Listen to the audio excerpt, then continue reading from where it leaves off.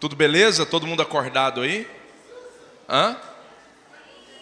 Mas vocês ficam falando do Lucas, eu gosto da performance. Eu não posso sair daqui da câmera, não é? É isso? Tá bom. Não dá pra sair, não? Tem um pouquinho aqui? Hã? Até aqui, de boa? Só, velho?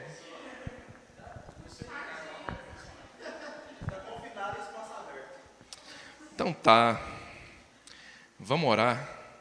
Senhor Deus, que o Senhor nos ajude a entender as suas verdades e que o Senhor nos ajude a viver, acima de tudo, essas verdades na nossa vida. Deus, que a Tua palavra hoje venha como revelação nas nossas vidas, nos nossos corações, e que essa Sua palavra encontre terreno fértil para ela poder multiplicar e que a gente possa dar frutos a partir daquilo que a gente tem aprendido aqui nesse acampamento, no nome de Jesus. Amém.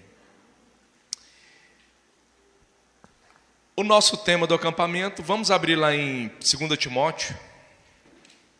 Vamos dar uma recapitulada aqui. O Paladino falou sobre soldado. E o Guilherme? Skate. Ele falou sobre o atleta. Às vezes esses três, e eu vou falar sobre o agricultor, sobre o lavrador, certo? Que são os três personagens que estão nesse texto aqui de Timóteo. Mas às vezes, esses três personagens são tão longe da nossa realidade, né? Por exemplo, quem aqui já foi soldado? Só o Felipe, que eu sei, e o Holmes também já foi.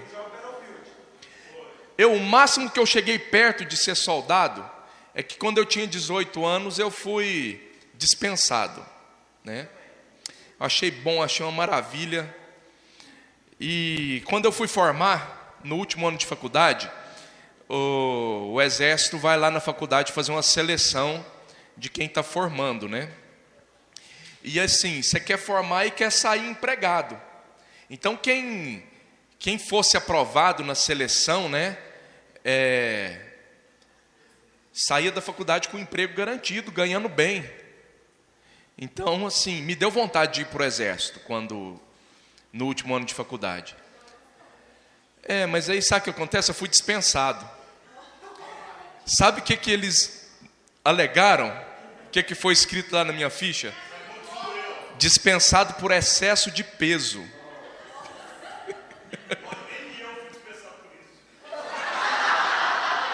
Nem o Gustavo, velho. Eu fiquei triste, viu? Eu fiquei triste. Prum, psh. Tananana. Gente, fui dispensado por excesso de peso. Aí que lá me causou muita tristeza na época. Depois eu superei. Tanto é que eu não emagreci até hoje, assim. Mas hoje eu estou mais magro do que nessa época. Pra vocês terem uma ideia, assim, de como eu era rechonchudo na época. Rechonchudo, eu era fofinho, bonitinho. Atleta. O que vocês acham? Quem é atleta aqui? Levanta a mão. Poucas. Olha o meu físico. Vocês acham que é o cara que compete todo dia, que vai, que corre, que treina com um objetivo para ganhar uma medalha? A única medalha que eu ganhei foi na corrida do Cerrado. Eu estava correndo 5 quilômetros. Eu não era um atleta, né? Eu era um curioso. Aí até que eu machuquei o pé por excesso de peso também. Eu ganhei a festa fantasia. Não, ganhei, foi. Mas até que eu machuquei o pé por excesso de peso também. Então, o excesso de peso tem sido um problema na minha vida. Mas eu não vim falar disso aqui hoje, tá? Eu só estou falando que as 2 vezes que eu tentei ser alguma coisa, eu não deu certo por causa do excesso de peso. E eu vou falar do agricultor hoje. O mais perto que eu cheguei de um agricultor na minha vida foi quando eu era criança. Eu plantei feijão no algodão. Quem já plantou feijão no algodão? Todo mundo então já chegou perto de um agricultor aqui. Já colheita feliz. Qual que é aquele outro da fazenda? Heyday. Farm Hero. Esse eu nunca vi. Mas tá bom, vamos. Plantas versus zumbis. Eu também. Aí é bom, né? A gente planta as plantinhas lá. Mas então a gente, que às vezes não tem muita vivência, nem nunca chegou perto desses personagens, a gente tem que imaginar e tentar nos colocar no lugar deles. Então, eu queria que a gente colocasse no lugar hoje de um agricultor, de um lavrador, certo? Apesar de, no máximo, que a gente fez até hoje foi plantar feijão no algodão, certo? Então, vamos só recapitular o texto aqui de 2 Timóteo. Quanto tempo eu tenho por falar nisso? Até 10h30 tá bom, né? Então vamos lá, 2 Timóteo 2. Portanto, você, meu filho, fortifique-se na graça que há em Cristo Jesus. E as palavras que me ouvi dizer na presença de muitas testemunhas, confie-as a homens fiéis que sejam também capazes de ensinar outros. Suporte comigo os meus sofrimentos como bom soldado de Cristo Jesus. Nenhum soldado deixa envolver pelos negócios da vida civil, já que deseja agradar aquele que o alistou. Semelhantemente, nenhum atleta é coroado como vencedor, se não competir de acordo com as regras. O lavrador, que trabalha arduamente, deve ser o primeiro a participar dos frutos da colheita. Reflita no que eu estou dizendo, pois o Senhor lhe dará entendimento em tudo. Então, quando a gente olha para a vida de um lavrador, de um agricultor, de um homem que planta, você sabe o que eu vejo? Eu vejo diligência, fé, esperança, confiança, entendeu? Permanecer firme. Porque você pega um lavrador aí, qualquer homem que planta, ele é uma pessoa de fé. Porque ele planta a semente dele lá, e na cabeça dele, aquilo lá já virou uma árvore. Na cabeça dele lá, aquilo lá já virou uma plantação e já está dando fruto. E ele tem que confiar em Deus que vai mandar a chuva. Ele tem que confiar em Deus que vai deixar o clima propício para que a planta nasça, para que a planta cresça. E qual a recompensa do lavrador? Qual que é? O fruto é a colheita. Essa é a recompensa daquele que semeia. E a palavra de Deus, a Bíblia inteira, fala a respeito de colheita e semeadura. De semear e colher. Semear para colher. Sabe, aquilo que a gente semeia, a gente colhe. Assim como o agricultor. O agricultor pega você e leva para a colheita dele. Ele acabou de semear, de jogar a semente ali. Aí ele te mostra, olha que plantação maravilhosa. Na cabeça do leigo, ele só vê um punhado de terra com esterco misturado. Ali ele não vê nada, mas na cabeça do agricultor e no coração dele, ele já enxerga a colheita, ele já enxerga o fruto e ele já enxerga a recompensa que ele vai ter na vida dele, né? E a gente tem que ser como o agricultor. A gente tem que ser como o agricultor. A gente tem que olhar lá na frente, com os olhos da fé, aquilo que a gente não vê. A gente tem que olhar lá na frente, com os olhos da nossa fé, os frutos daquilo que a gente tem semeado hoje. Eu vou falar daqui a pouco o que significa semente, o que significa fruto, e tudo isso vai ficar mais claro na nossa vida. Sabe, vamos abrir lá em Tiago 5, 7. Hoje a gente vai usar muito a Bíblia. Quem trouxe a Bíblia? Levanta a mão. Todo mundo trouxe Bíblia aí, celular? Então hoje prepare aí que a gente vai usar bastante. Então vamos lá em Tiago 5, versículo 7. O Tiago aqui ele está falando a respeito da gente permanecer firme e confiante até na vinda de Jesus. A gente tem que viver o nosso dia hoje como se Jesus fosse voltar amanhã. A gente tem que viver a nossa vida com a esperança de que a gente vai ver a volta de Cristo, porque os apóstolos viviam nessa esperança. Os apóstolos eles viviam na esperança de ver a volta de Cristo e de ver a recompensa deles, daquilo que eles estavam semeando naquela época. E aqui, portanto, irmãos, versículo 7, sejam pacientes até a vinda do Senhor.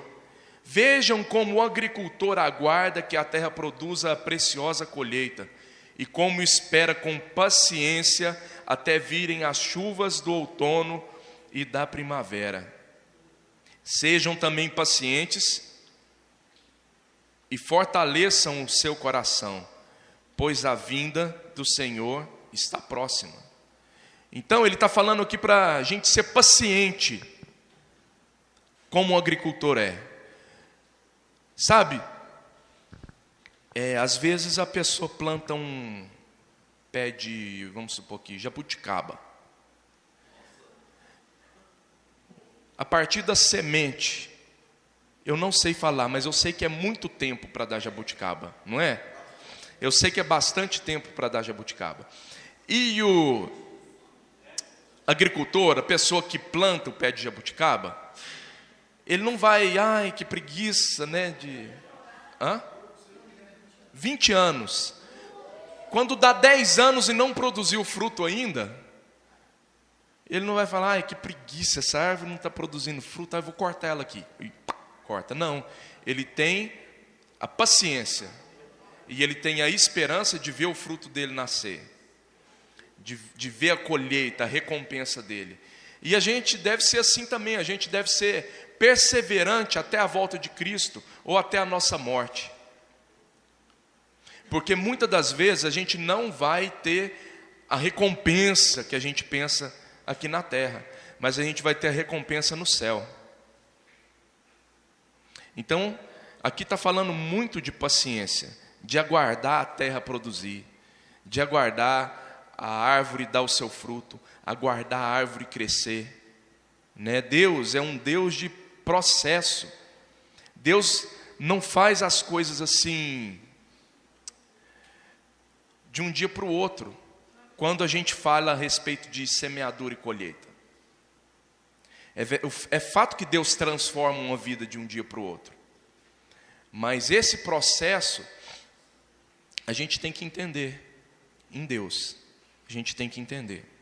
Então o agricultor espera em Deus, é fé, é paciência, é esperar a chuva, sabe, é não se apavorar no meio da jornada, na nossa caminhada com Deus.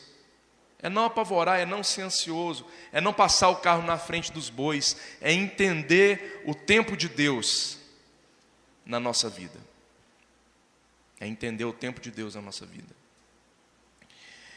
E tem um salmo que ele fala muito bem a respeito desse processo de semeadura e de colheita, que é o Salmo 126. Vamos abrir as Bíblias a Salmo 126.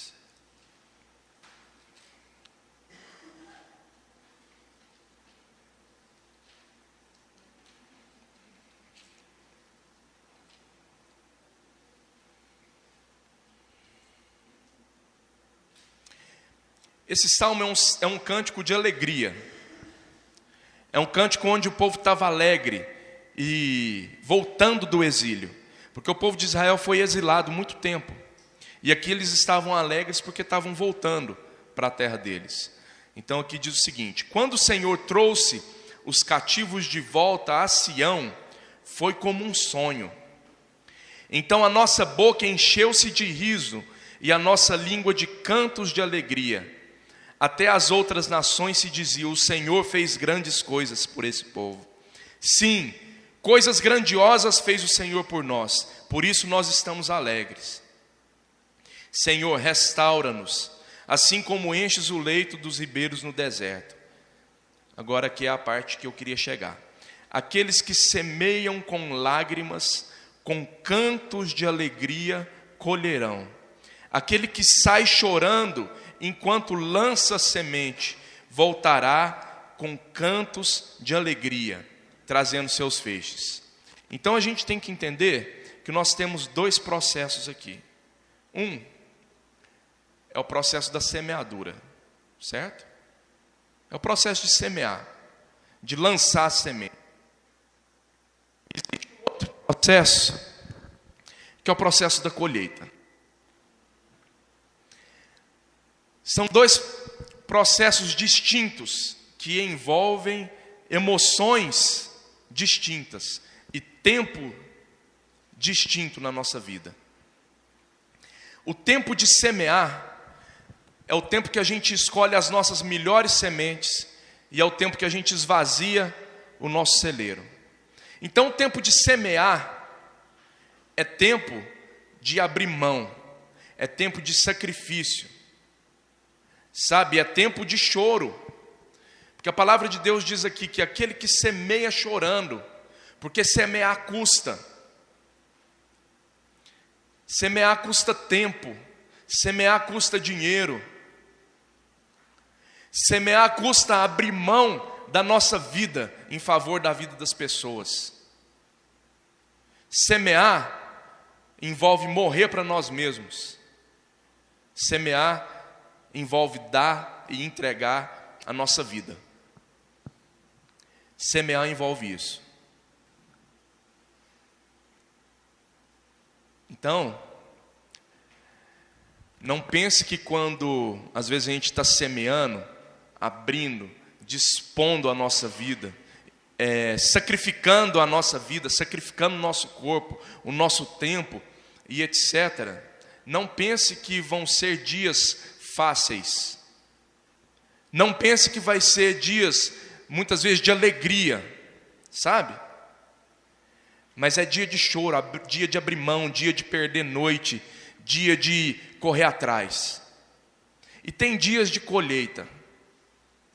Os dias de colheita são dias alegres, dias festivos, dias onde a gente colhe o fruto e vê o fruto que Deus deu, porque quem dá o crescimento é Deus. Então o processo da colheita envolve alegria. Ninguém colhe triste, gente.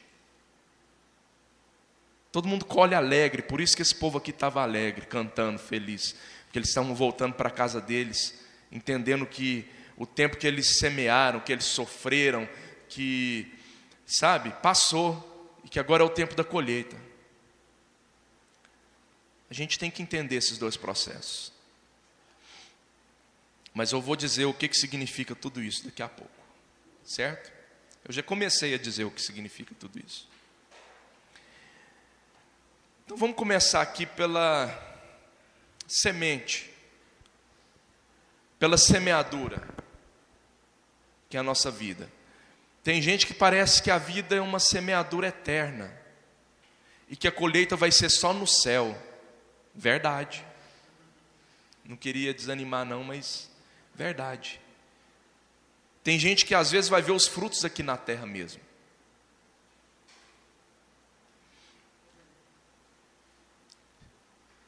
E também esse negócio de colheita é relativo, sabe? E de alegria relativa. A começar das bem-aventuranças. E a terminar por como cada apóstolo morreu.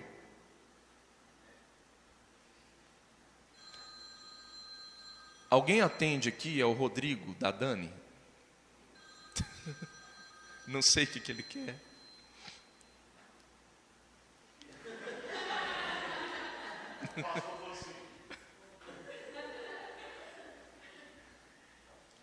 Onde eu estava?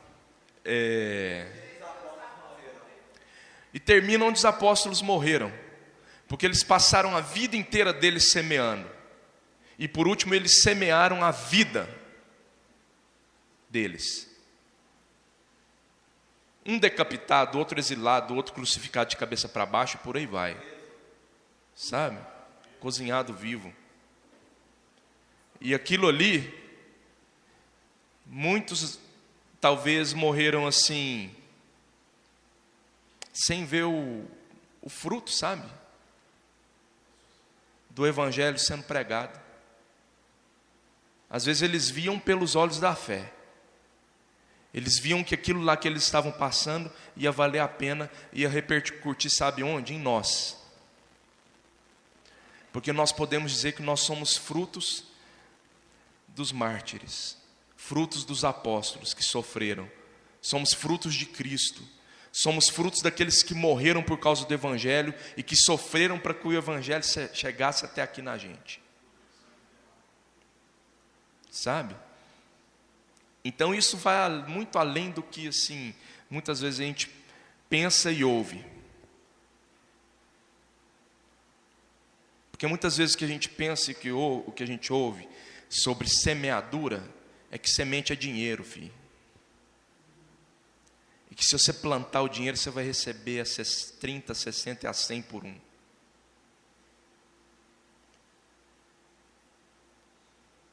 Mas a lei da semeadura não é essa. Sinto muito dizer. A lei da semeadura mais importante na vida do crente não é dinheiro. Aliás, dinheiro não é semente. Quem falou que dinheiro é semente para você, ou na televisão, em algum lugar, mentiu.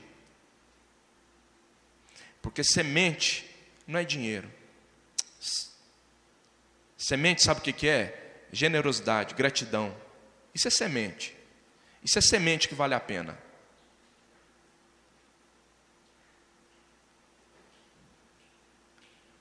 Tá certo que lá em 2 Coríntios, se eu não me engano, 6 ou 9, fala que aquele que semeia com fartura também vai colher com fartura. Mas aquilo lá é um outro contexto. E o que eles estavam semeando ali não era dinheiro, era gratidão, era generosidade. As sementes mais preciosas que a gente tem para semear na vida dos outros são sementes imateriais, que fazem parte da nossa vida, que fazem parte daquilo que Deus quer que a gente compartilhe com as pessoas. Porque não adianta a gente semear dinheiro na vida da pessoa se não for motivado por generosidade ou por gratidão. Sabe? Então, voltando aqui para a semente, lá em João 12, 24 a 26, vamos abrir lá, que foi a semente mais importante que existiu.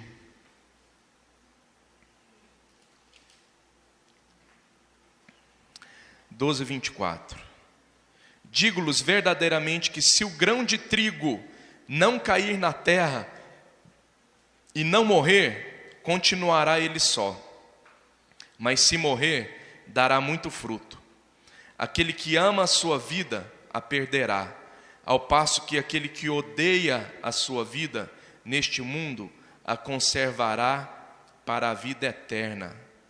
Quem me serve precisa seguir-me, e onde estou, o meu servo também estará. Aquele que me serve, meu Pai o honrará.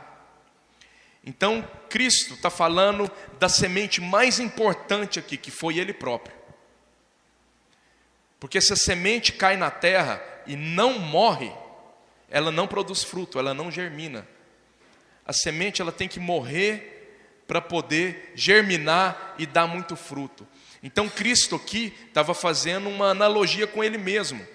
Que para Ele produzir frutos, filhos para Deus, Ele tinha que morrer.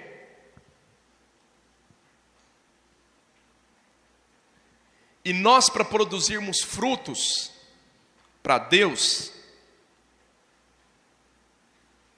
a gente tem que perder a nossa vida. Nó, como que é isso? Perder a vida? É.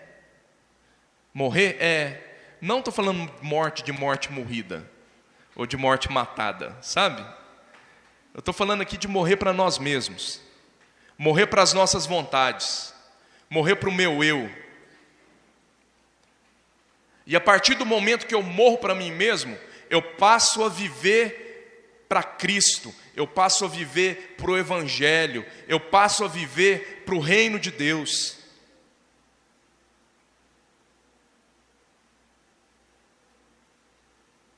Então aquele que ama a sua vida, aquele que ama a si mesmo, aquilo que vive para o seu próprio ventre, vai perder sua vida, vai perder tempo.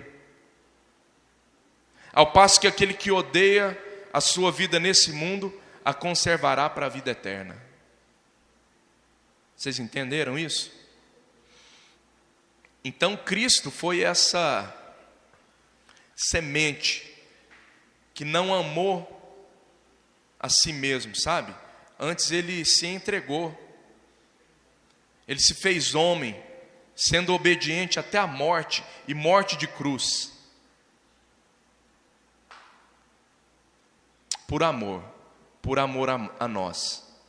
É a semente que morreu para que os frutos viessem, para que os frutos nascessem. Esses frutos somos nós. E nós, assim como Cristo, devemos também abrir mão da nossa vida, das nossas vontades, dos nossos sonhos, dos nossos planos, para viver o plano e o sonho de Deus para a nossa vida, para viver aquilo que Deus tem para a gente, para viver o Evangelho, sabe? Para viver a adoração em favor das pessoas, para obedecer a Deus, para matar a nossa carne, para deixar de fazer a nossa vontade, de fazer a vontade de Deus.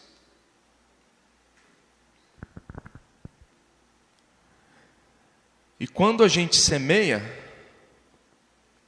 essas coisas no reino de Deus, pode ter certeza que a recompensa vai ser grande.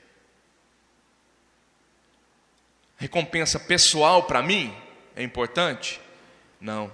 Mas a recompensa mais importante é a recompensa no reino de Deus, onde todos vão usufruir da colheita, onde todos vão usufruir dos frutos daquilo que foi semeado. Esse é o princípio do reino de Deus. Porque se eu estou pensando em semear para comer eu sozinho os frutos, também está errado. Eu tenho que pensar em semear para quando frutificar, eu repartir os meus frutos com todos. E mesmo que eu não participe da colheita, vai ter gente que vai participar da colheita e vai se alegrar com isso.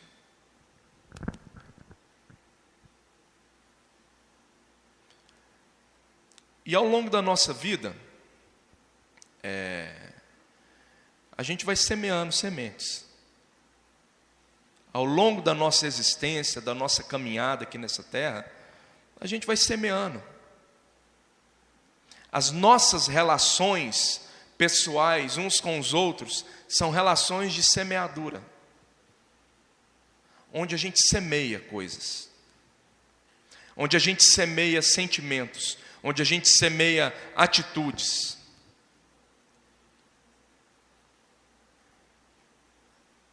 Só que a gente carrega conosco, o homem natural, ele carrega sementes boas, provenientes de Deus, sementes incorruptíveis, sabe?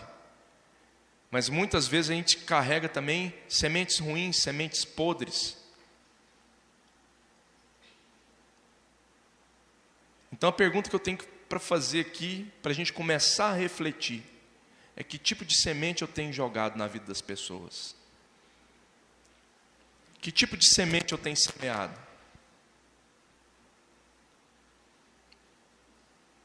Será que eu tenho semeado amor, gratidão, graça, misericórdia, domínio próprio?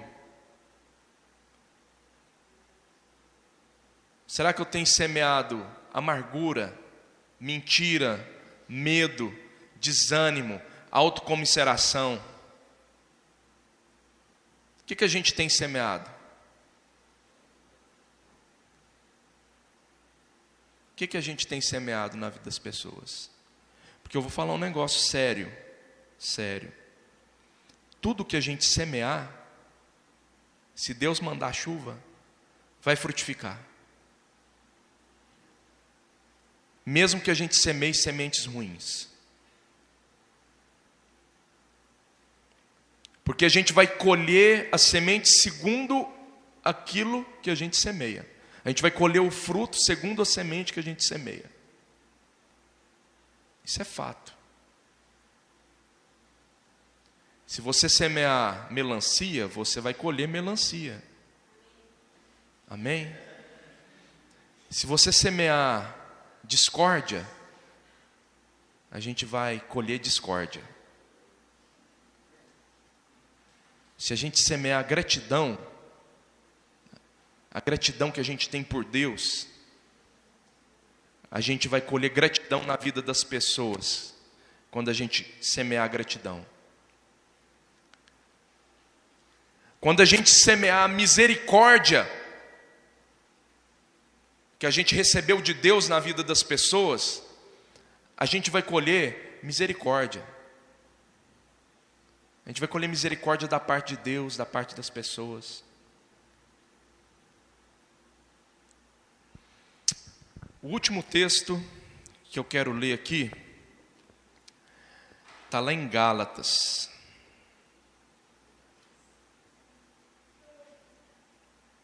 Vocês estão acompanhando ou quer que eu comece do começo?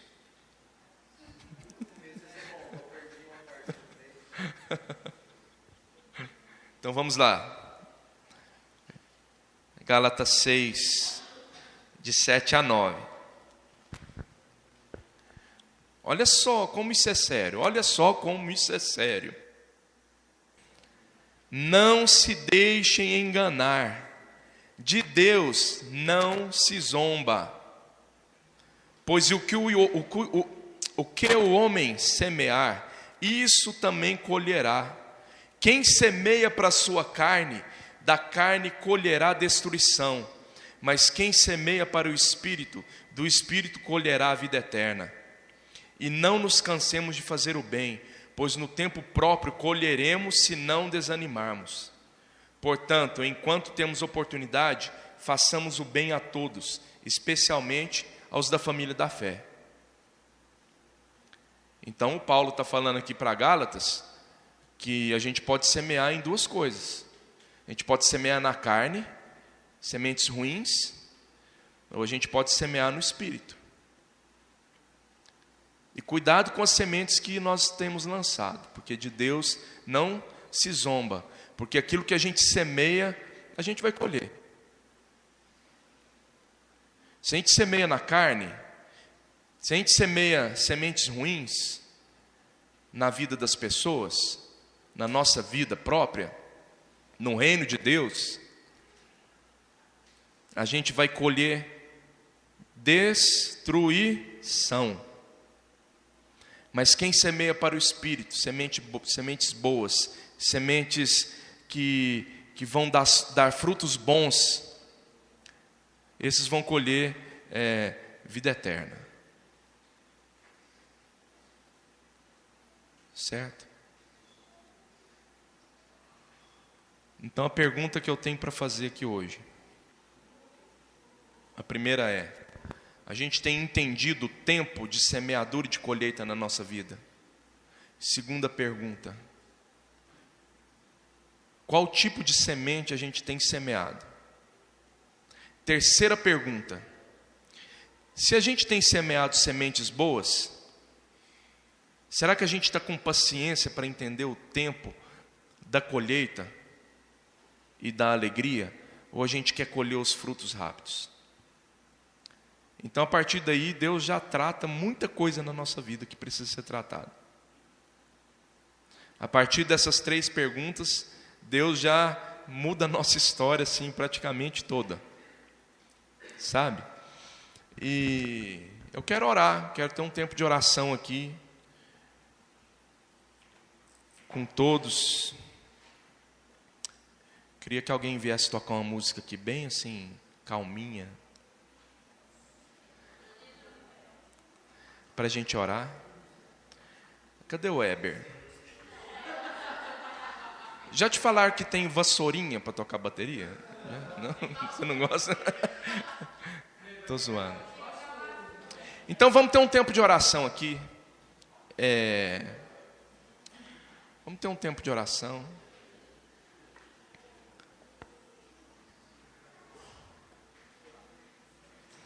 Tem uma música dos Sonhos e Visões que eu gosto muito, que fala que eu não quero morrer com as sementes que Deus confiou nas minhas mãos para eu plantar.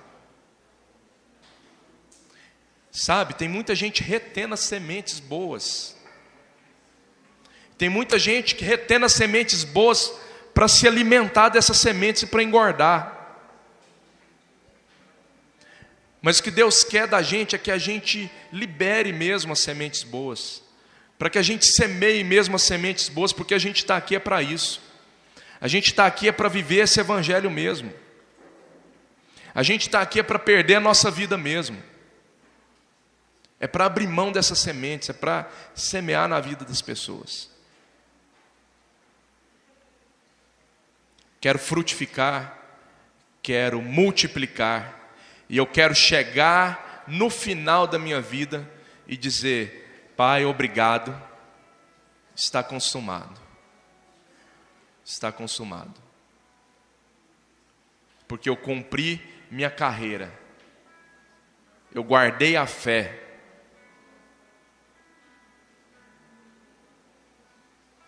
Então, vamos abaixar nossas cabeças. Se você sente que precisa aprender sobre essa semeadura e você não dá conta, vem aqui na frente que a gente pode orar por você. Se você precisa de conversar, chama um de nós depois para conversar, para entender mais sobre esse assunto. Certo? Mas não deixa de fazer o bem, não deixa de semear coisas boas. Amém?